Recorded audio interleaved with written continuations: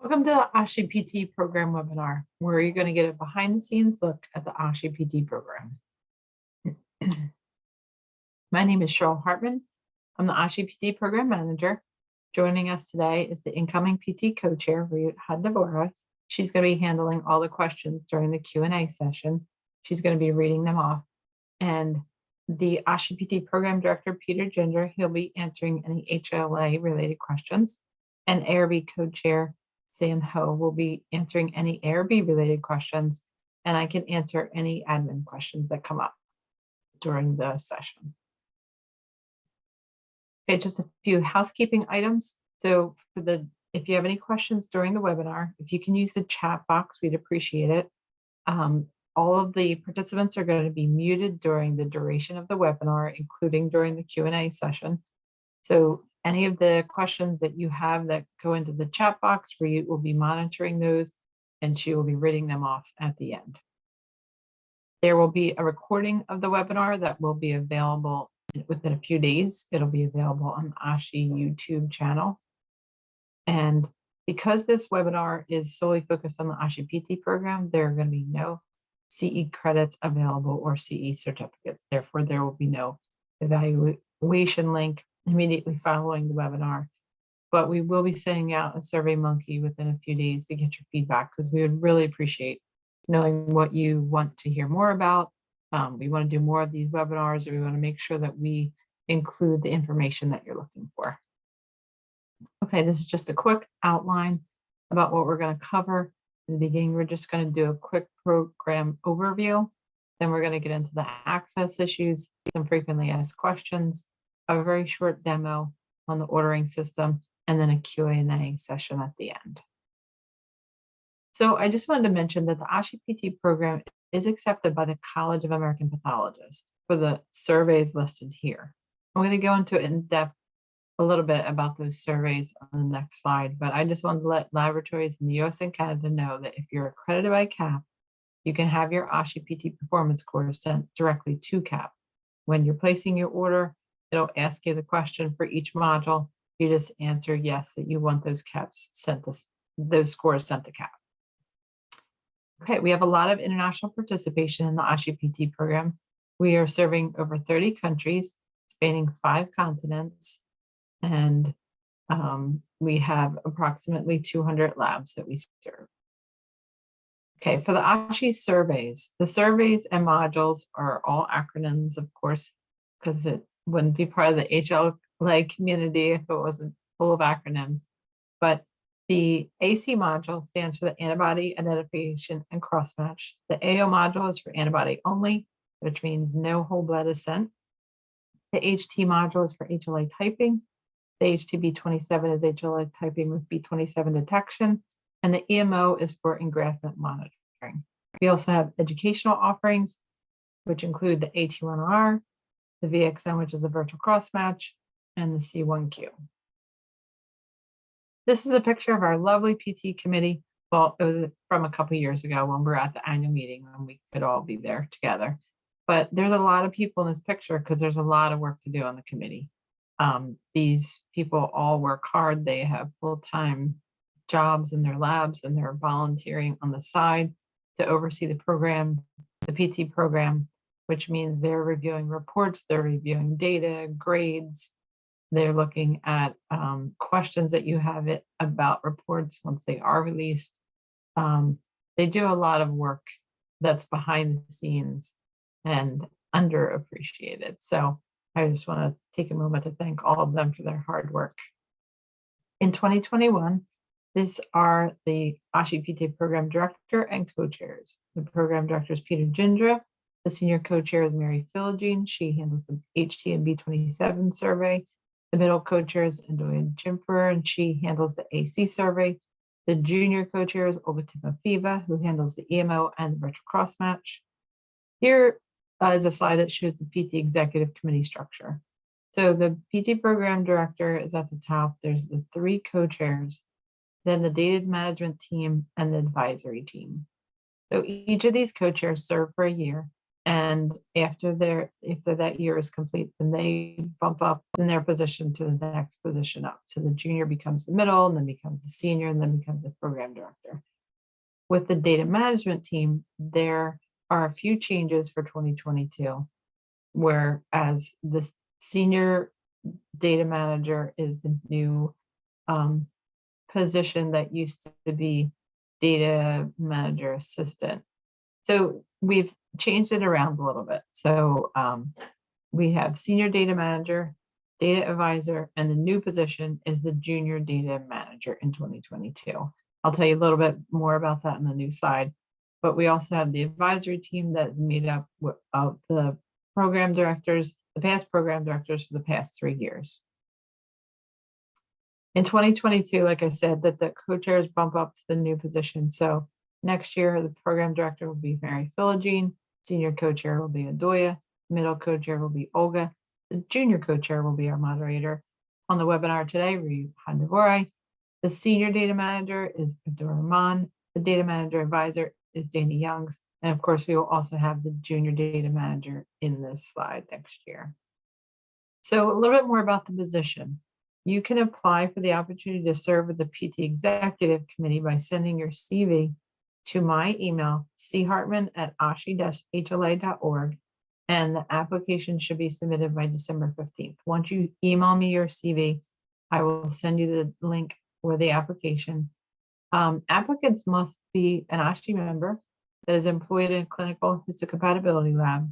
They must be either CHT or CHT qualified, and they really must enjoy reviewing data sets and have some software analysis skills. You don't have to be an IT expert, but you definitely do have to enjoy reviewing data sets, or this job just will not be the right fit. This position won't be the right fit. But in about a week or so, we're going to send out a blast email with more details. But if you want to have those details prior to that, just send me your CV in an email. This is just a quick slide to show you the breakdown of all of the different committee members that serve as reviewers. So I'm not going to go over all of the names, but this kind of shows how many different people are involved in the different groups. And we pair up new committee members with experienced committee members, and they just make sure that they review it, and several different people are reviewing the same thing, and then the co-chairs oversee the reviewers. Okay, now let's get into some of the access topics. We have 4 different items that we're going to look at. One is the link to the Lab Center, the accounts, system errors, and the email notification list. First, the link to the ASHI PT Lab Center. This link is available on the PT page of the ASHI website, and it's also always printed on the due date notice, which a paper copy is always sent with the samples. Now, when I mentioned the PT page of the ASHI website, I'm just going to take a minute to go over some confusion that labs have about these 2 pages. If you look at the screenshot on the left, ASHI PT Lab Center is, of course, the portal that everyone uses to enter results, to look at their reports, and to order their PT. If you notice the circle that is on the screenshot, there's a new link on the dashboard that's called Additional PT Related Resources. I had this added this year because a lot of labs would say, hey, I want to know about the shipping schedule. I want to know about the PT operations manual. Where can I find that? And I guess it's not, you're not in the ASHI PT page of the ASHI website often. You're more often in the PT Lab Center. So I thought it might be more convenient to just add this link that leads you to a PDF that has more links in it. And those links are basically taking you to this ASHI PT page of the website. So you're going to see that the ASHI homepage is ashi-hla.org. And this is where you have the additional PT resources, documents, and survey information. If you go all the way down to the bottom, that's where it has the shipping schedule, typing information. If you look at this a little more closely, the circle at the top is where you click on the lab programs, which takes you to this proficiency testing page. This, sorry, that circle is a little off kilter, but it's supposed to be in this white tab here that says access to the PT Lab Center. That is where the link is for the PT Lab Center. And then down here, the important documents. That's where it says the general program information. That'll have your shipping schedule. It'll also include the PT operations manual. I'm going to put a plug in here for that. The PT operations manual has a lot of information in it, and it's it's I wouldn't say it's the most entertaining read, but it does have a lot of information that labs would find helpful as far as replacements, like when you would shipping replacements that you need, timeframes for that.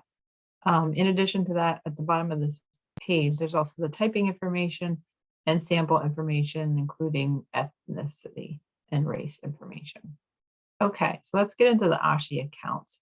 This information may seem very simplistic to labs who have been a part of the ASHI PT program for a while, but these questions kind of come up every year. So I just wanted to go over them.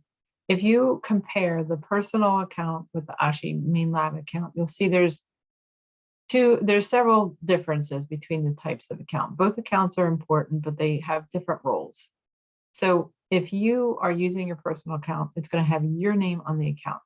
No one else should be using your account. Only one person should use each ASHI account. It could be a member account or a non-member account, but you're the only one that should be using that account. Whereas with the main lab account, this is always easily identified by, it'll say lab administrator. If you see the circle down here, if you're in the lab center and you look in the top right-hand corner, it'll say lab administrator and then the lab name. If you're using your personal account, that user listed will be your name, right? Let's look at some other differences. When you set up your account, you can put any username that you want for your personal account. I think it has to have a minimum of 4 characters, but it can have numbers and letters. With the main lab account, usually it's a 5-digit number. This can be changed, but it is nice leaving it with the 5-digit number because it also, again, easy way to recognize it. And the username and password information should be kept on file at your lab for the main lab account. So with the ordering page, with your personal account, can you order PT, place a PT order? No, I'll tell you why in a minute. But with the main lab account, you're going to basically use this account once a year when you're placing the PT order. Accessing result pages. With your personal account, can you access the PT results page? Absolutely. This is the main reason why you're using your personal account in the ASHI PT Lab Center. It's so you can enter ASHI PT results. But with the main lab account, you cannot access the PT results page. So if you have placed your PT order and you get to enter results and you cannot, the access for the results page, the tab for the results page is not on there. Usually you look up on the right-hand corner, that's when you see it'll say lab administrator and you know you're in the lab account. That means you have to exit out of that totally, log out completely, and then log in with your personal account. So there's benefits to having these 2 different types of accounts. One is when you have a personal account that it can only access the results page. That means we can track activity and changes. If you have 3 different people that have access to ASHI PT Lab Center and they all have their own account, which they should, and one person enters results at 8 o'clock in the morning, and then at 8:30, another person goes in and they make a change. Well, the first person may not know that change happened and they submit the results. And then when they get the report back, they say, you know, this is my understanding of what I entered. We can look into it. We can look at the log and we say, okay, this happened at 8 o'clock. This change happened at 8:30. This was a second user and this is what happened. It keeps the activity, it makes a clear path of the activity and allows us to help the labs know more of what happened. Whereas the benefits of having one main lab account where all of the PT orders are placed on that one main lab account, it'll keep all of the PT invoices for all of the orders over the course of several years on one account. So if a person leaves the lab, it's okay because none of the PT invoices for ordering of PT is on their account. That same username can be used by the next person who comes after them. Now, when you make changes to your account, I'll show you where you can make those changes in a minute because not everybody knows how to access their account. You can, if it's your personal account and you want to update your employer because you left your lab, then you can go right in there and you can just update your information. When you are updating the main lab account, it is important to notify me if you make any changes to the lab contact, especially if you make any changes to the address, and I'll tell you why in a minute. So with your personal account, when you're changing the name and address, there's no limits to the number of characters. It's used by you. You can access the lab information, of course, through this account, but primarily you're the one using this account. When you make changes to the main lab account, when you're making changes to the name or the address, it's best to notify me because the FedEx requirement is that for the orders and the information that they receive for shipping, it has to be kept to a 35 character limit. That means the lab name, each of the address lines, city, state, address, country, all of those have to have only 35 characters on each line. So if that is not kept to a 35 character limit, then the FedEx shipping label will not have all the information that it needs, and the vendor won't have all the information that they need to ship it to the right address. So here is the ASHI homepage. If you look at the top, that's where it says my profile. You can click on that once you are logged in to the ASHI, ASHI-HLA.org, and you can make changes to your account. This little tab with the lab programs, that's where you click on to go to the proficiency testing page, and then I'll take the link to the Lab Center. This one is manage your profile. This is where you can update your password, you can update your address, you can do all kinds of updates. Okay.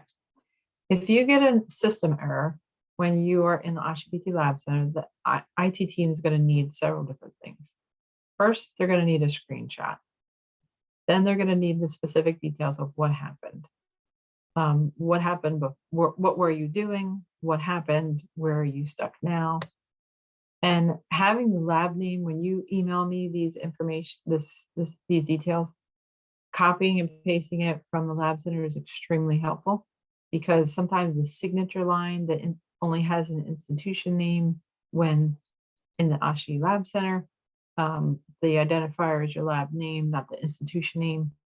And then if you have the survey, the year and which survey, AC1, AC2, HT1, HT2, that is extremely helpful too, because at any given time, I'm working in all three surveys. Sometimes I'm doing reports for one, deadline for another, results for another, or looking at the shipment orders for another survey. So sending all of that in your email is extremely helpful. Sending it to me directly is also extremely helpful. You can send it to c.hartman@ashi-hla.org. You will get tired of hearing me repeat that, but it is so important. So on the email notification list, this is where lab personnel can receive PT-related emails about deadlines, shipment issues, changes, all of that good stuff. And I wanted to just tell everyone that access to the PT Lab Center is separate from being included on this email notification list. The notification list is a manual list that I update manually on the side outside of the PT Lab Center. So a person can receive these emails without having an account. If you have personnel changes in your lab, if someone leaves, if you get a new hire, if you have a point of contact change for the FedEx notification emails, all those changes are very important for me to know so that I can keep this list updated, keep it up to date. And again, those updates can be sent to my direct email, chartman@ashi-hla.org. Now we're going to go over a couple frequently asked questions. So we're going to start on the left with the questions, and you'll see where the answers are on the right. So shipment dates. When do the surveys ship? I showed you the resource pages earlier. One is in that link on the dashboard for the ASHI PT Lab Center. The other is on the ASHI PT page of the ASHI website. If there are shipment issues, sometimes people will say, when can I expect my package? Well, the tracking information is sent out a week before each shipment. So if you did not receive that tracking information, tracking number, I would look at your lab account, see who's listed as your lab contact, and that person is the one that receives the tracking information. Now, with that tracking information, each lab is expected to use that information on shipping day when they can put it into the FedEx website, put the number right in there, and they can track where the package is, how long it's taking at each leg of the journey.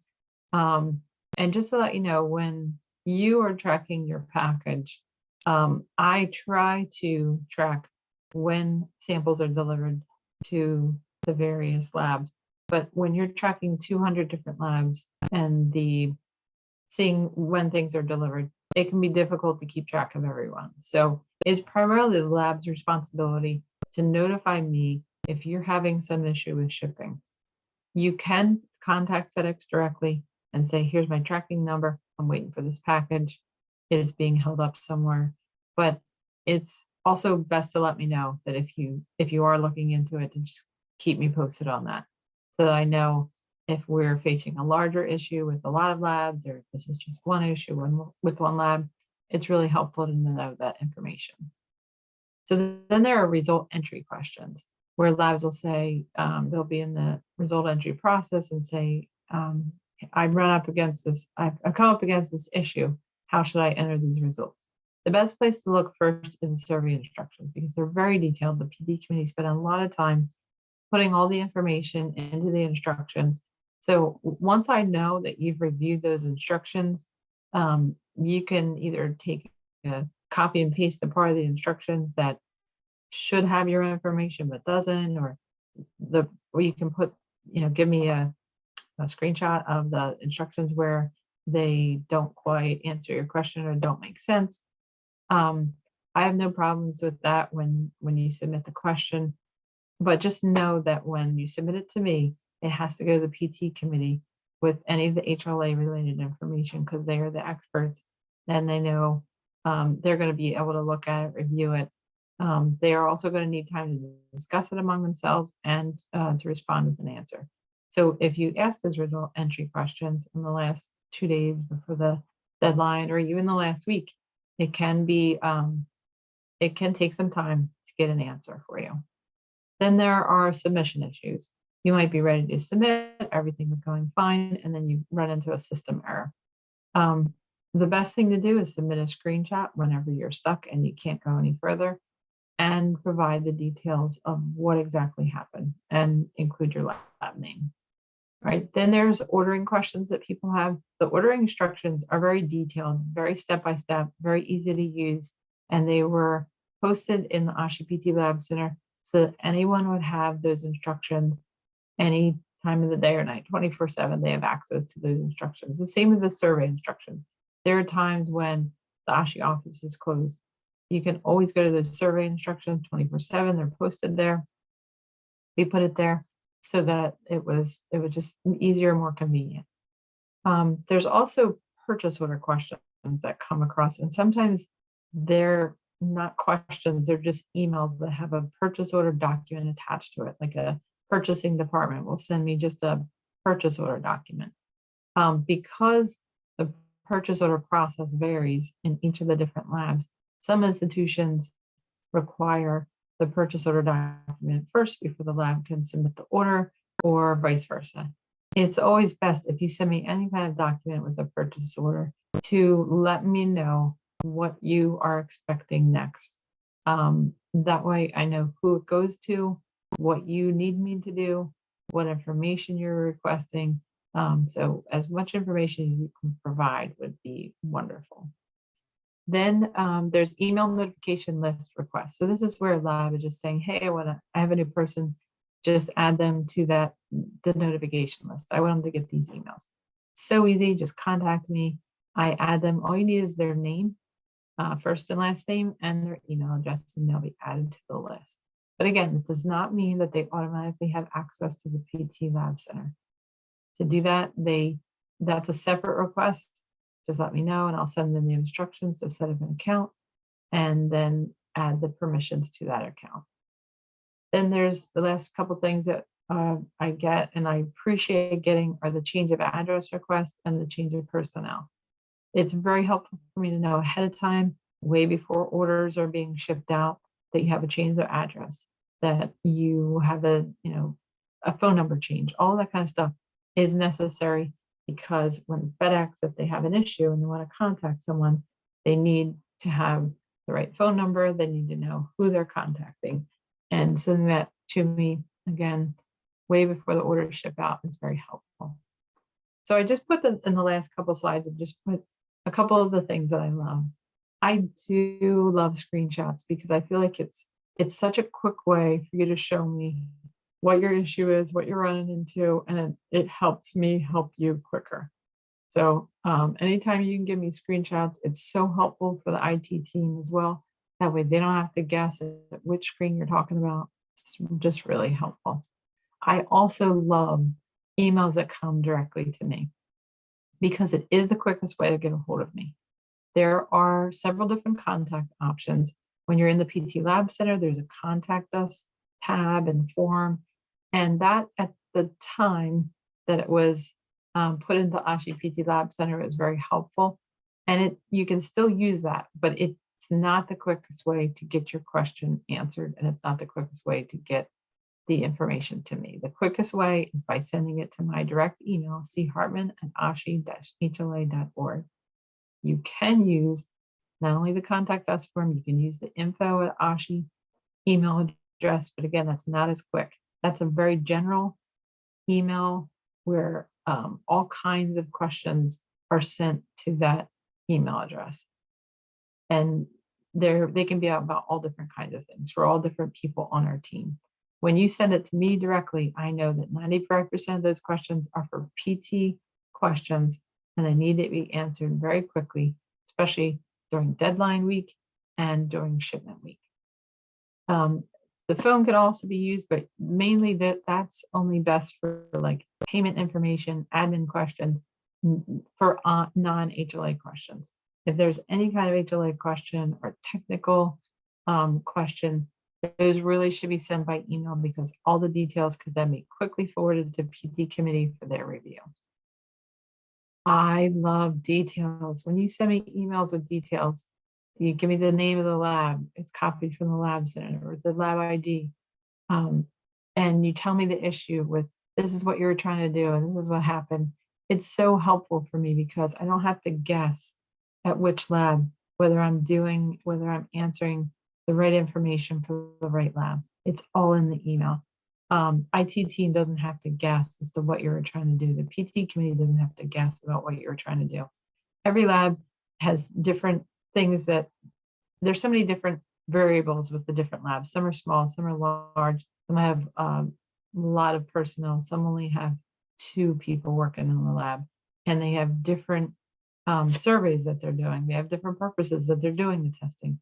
So as much information as you can give me helps PT committee to answer the question that you're asking. And I put in here, I added this last line about including a question because sometimes there are times when labs will email me and have information, but then they don't have a question. I'm not sure what they're asking of me. I'm not sure what they want me to do next. So letting me know exactly what you're looking for is extremely helpful.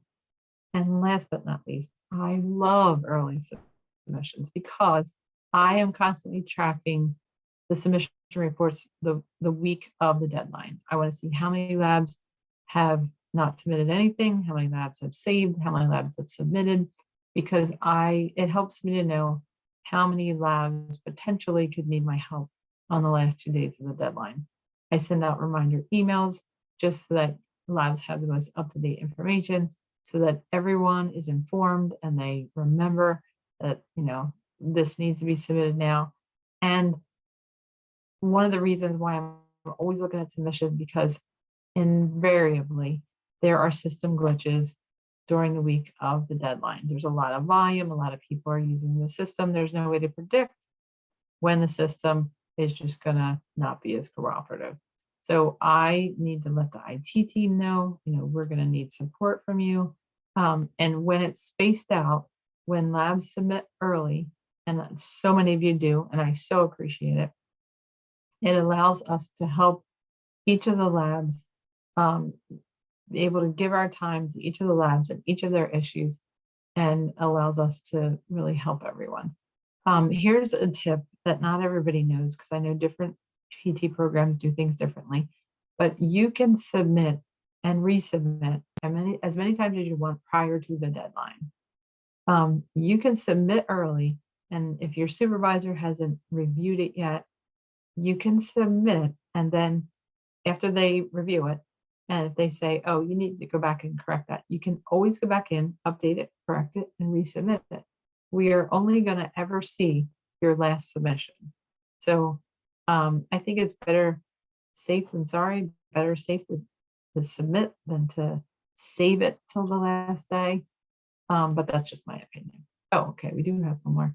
I love resolving issues. And one of the reasons why I'm talking so much about submitting early and all of that is that resolving these issues, because there can be so many variables, it takes time, it takes teamwork, and I want to help you get your issues resolved. So the only way you can ensure that is if you submit early. That way you'll know whatever issue you run into, whether that's a question about results or an issue with submission. But it also takes teamwork. I rely heavily on the IT team. I rely heavily on the PT committee for answers to your questions. So submit, resubmit. Just know that you don't have to wait till the very last day. It doesn't have to be stay in the save status, but you can submit and resubmit as many times as you want. Okay, now it's time for the demo. So I'm going to switch to the PT Lab Center screen. All right, so I'm not going to be long on this. I'm just going to show you a couple screens. This is basically for new labs that haven't used this before, but you'll see up on the top, a user is just a lab test account, but this should be, of course, a main lab account. Then here's the orders tab, and you'll notice there is no result entry tab on this because it's the lab account. And here's that additional PT related resources. I'm just going to go ahead and open that up, see if it'll let me. Yeah. So here it is, your PT brochure, your order form, your shipping schedule, operations manual, attestation statement. Every once in a while, somebody needs one of those. That also is posted on the ASHI PT page of the ASHI website, and then your infectious disease document. So we're going to go back one. Here is your orders tab. You can place your order. You click on that. That'll open it up. It'll show you all of the different items that there are: AC, EMO, HT items. These two items here, the HTG, I'm sorry, the HT is your regular HT module. And for the person who wants a module from a different group, make sure you do the HTG. G is for different group. And then there's the rest of the HT items. If you go to page 2 and you are a lab that is international and you want to play by wire, here is where you click on this and you add this to your order. So a $25 wire fee will be added. If you have any questions when you're in the ordering system, please don't hesitate to contact me. Please just send me an email. I'd much rather you ask me the question up front than having to fix it later. Okay, so I'm just going to pick the AC module. This shows you the price. This shows you 2022, the quantity. Do you want results for this module sent to CAP? I'm just going to say yes. Each of the modules has a description down here, which shows you what each of the shipments includes. And I'm going to add this item. This, it says up here, are you a member? You can ignore that. Occasionally this note pops up about are you a member? You don't have to worry about that, especially now that you see that there are products listed here. Now, if you look at this, I was already in here earlier, and this has an item from my last time I was in here. So I'm going to remove this item. I don't want 2 ACs, but I'm going to continue shopping. I'm going to go back and I'm going to select an HT. Then I have to scroll up because sometimes it takes me down to the bottom. You'll see here in my cart, I only have the 1 AC. Here's another question. Do you want this sent to CAP? And I'll say, sure. Yes, I do. I'm going to add this item. Now it has my 2 items, my AC and the HT. Here's the prices. It has the shipping. Here's the total. And I'm going to go to checkout. Now, just a reminder for labs, especially that are CAP accredited, you should be thinking about the December 10th deadline. You're going to want to get your PT order in before then in order for the report that is sent to CAP, letting them know that you ordered your PT, that it'll include your number. Okay, now normally with a regular account, not a test account, your lab information should come up here automatically with the address, all that information. This will have your total. This will say credit card or bill me. If you click the bill me, that's for, a check. This is asking me to, it wouldn't allow me to select payment because it wants me to check that I've read the privacy policy. So I'm going to check that. Then it's going to let me do this. Right now it has it on credit card. I'm going to check bill me. That way it'll allow me to do a purchase order number. It'll allow me to do a check. It'll allow me to do a wire transfer. And if you do have a purchase order number, this is where you can add it down here. All right, now, even if I proceed to confirmation, that is not going to let me because none of the information is in. But that's basically, it's not too complicated after that. So I'm just going to end this part of the demonstration. I'm going to go back to this slide where we were, and then we are going to go to our Q&A section. So I'm just going to hand this off to Rayut, and I'm sure she has questions available that she can let us know what questions came in during the webinar.